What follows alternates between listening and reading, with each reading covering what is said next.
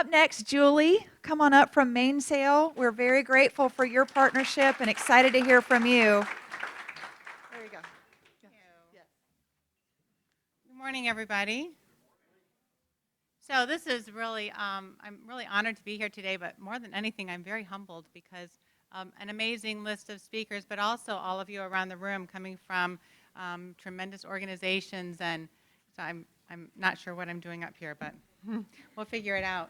I actually am excited because I was asked to speak today by my Chief People Officer, and she gave this to me, and it says, this is what I'm talking about, creating careers in traditionally dead-end jobs and low-wage jobs. Oh, that's exciting, right? That's, what does that say about my industry? So it made me think, let me just see this a second. This made me think about a phone call that I got very recently. A daughter of a close friend of mine called and said, hey, I want to talk about careers. I'm thinking about having a career in hospitality. And I said, oh, this is exciting. So she had graduated from a very prestigious college in Montreal, and her degree was in economics and statistics. And I'm thinking, okay. So I immediately said, boy, what you can do in your job, if you'd like, is you could pursue a career in feasibility or financial analysis or maybe in revenue management or things like that. I said, lots of opportunities for you to utilize what you've gone to school for. And she said, well, actually, I really don't want to do that. She said, moved to New York, decided I don't want to do what I studied. And I was really thinking about getting a job at a hotel at a front desk. And I said, oh, well, that's exciting. And she said, so is that a dead-end job, or is there something that I can make out of it? Can I make that a career? And I said, well, let me just tell you a shorter story. I grew up in Michigan. I'm the daughter of an immigrant, the first of my generation to go to college. But I went to college not knowing how it was going to be paid for, and not knowing how I was going to pay for the next month's rent or the next day's food even. And I got a job at a hotel working at the front desk, and I'd never stayed at a hotel in my life. So I thought this was going to be, something interesting, and I was not prepared for what it was going to do for me. And it led me to 40 years. I'm now in my 41st year of working in the hospitality industry, and I am an owner and partner in Mainsail Lodging and Development. So our company, we have over 1,300 employees, and we are operating in several states in the Southeast, and we are operating in the British Virgin Islands as well.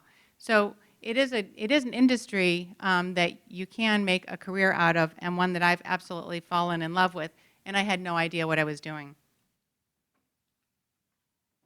So Mainsail Lodging and Development is really made up of 4 operating companies. The largest company and the main company is Mainsail Property Management, and in this company we hold all of our employees and we operate our hotels. So we're contracted, we have contracts to operate hotels, and we are responsible for all aspects of the operation. Our development company does just that. We build hotels.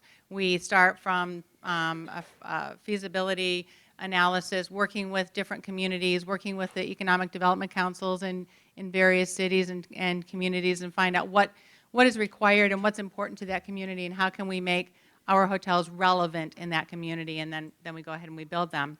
We have a vacation rental company. Everybody's participating in the Airbnb space, and we do that as well. And then we have our 4th company that we're operating out of is Stay Sojo, and that really is our furnished living, where we go in and we set up apartments for people who are needing to stay, not wanting to stay in a hotel, but needing to be in a home-like environment for 30-day stays or longer. So those are our 4 operating companies. We do own a number of our hotels, but we do not own all of them. Sometimes we operate hotels for other companies. We also have had some challenges. I think all of us are talking about the recent challenges and experiences that we've had and how we deal with those. But we not so much as nursing, but we did have, our industry was impacted tremendously, where we went from being in the very peak of our year, so March is the highlight and the peak of all of our industry in the state of Florida anyway, and we went from being at peak performance to like almost closing the doors in just a matter of a couple of days. We worked very hard to not close our doors, and we only closed one hotel, which we had opened in February of 2020, and then we promptly closed it in March of 2020, only to reopen later that year. The rest of our hotels, we stayed open. And we did so by telling our general managers, you need to find some reason to bring in $1 for the day. You have to do anything. And so our front desk, we manned our front desk by our general managers or the chief engineer or people that needed to maintain the building, so that if somebody came in and needed a room, then we had the doors open. If we closed the doors and somebody came to use a room, we would have no opportunity to make the first $1. We also sold toilet paper. We sold our groceries out of the kitchen. We sold anything that we had that people needed, they could come in to do, and we turned our entryways into drive-throughs and sold that way. As we started to have more opportunities to do business, we set up walk-through beverage stations on the front lawns. We set up different eating areas for people to eat in so that they had plenty of space.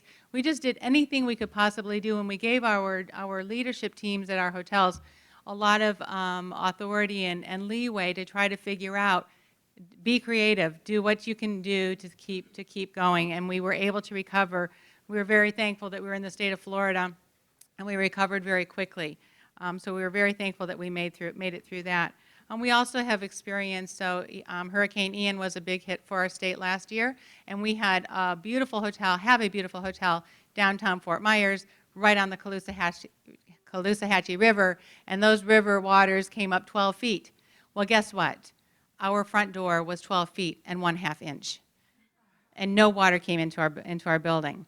So what we did was, as soon as we were able to have power to the building, the city was not able to provide us with water, so we brought in tanker trucks full of water so that we could open and be an operating center for FEMA as well as the state of Florida. So again, we started to pivot and say, now what can we do for the community? And our staff there had community rallies within the next 2 weeks, where we were providing resources and gathered resources from within the community that were able to provide help to those in need, including our own staff. So it's all about learning how to pivot and to respond in the moment.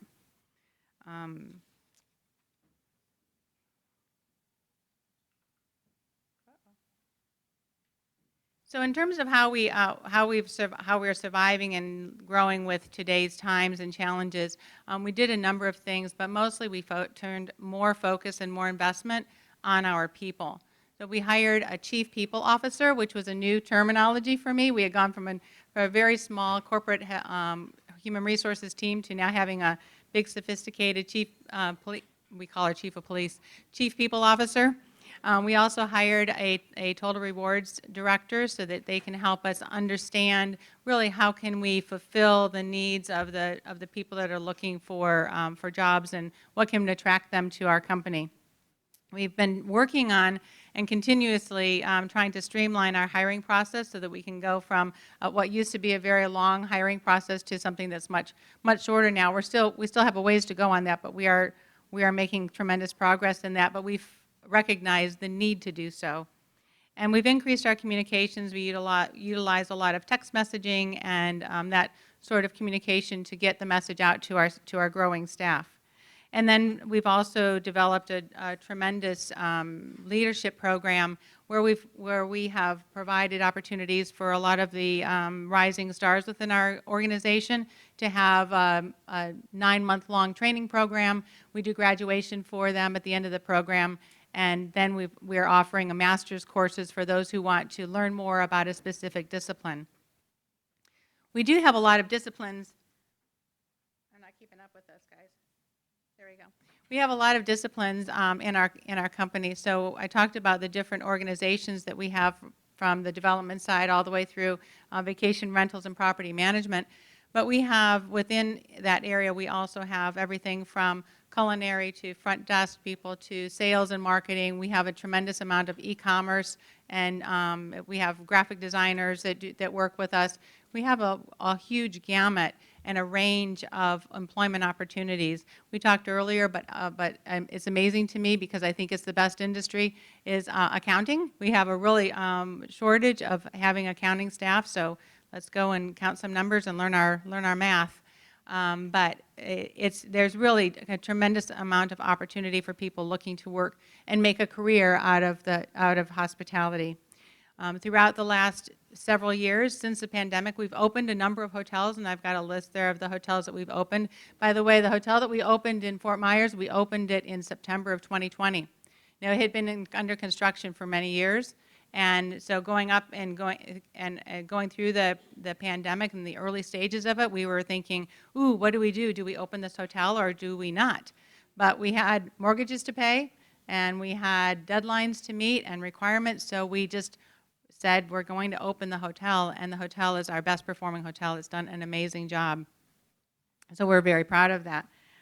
So we've not slowed down. We have more properties that are opening. I'll tell you just one real quick one. This hotel is located in Trilith, Georgia. It's just outside of Atlanta. And so Georgia's become a very big area for the film industry, and there are many film studios in Georgia. There's one that's being developed, or it's the largest film studios in the world in an area called Trilith. And Dan Cathy, who is the owner of Chick-fil-A, built these studios, and he built a town to go along with the studios, and every town needs a hotel. So we've got a beautiful hotel opening there in January, and it will be really exciting.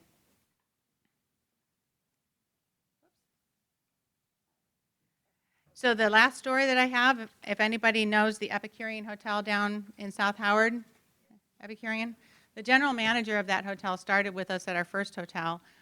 He worked for us at the front desk, and he was just, somebody that we met.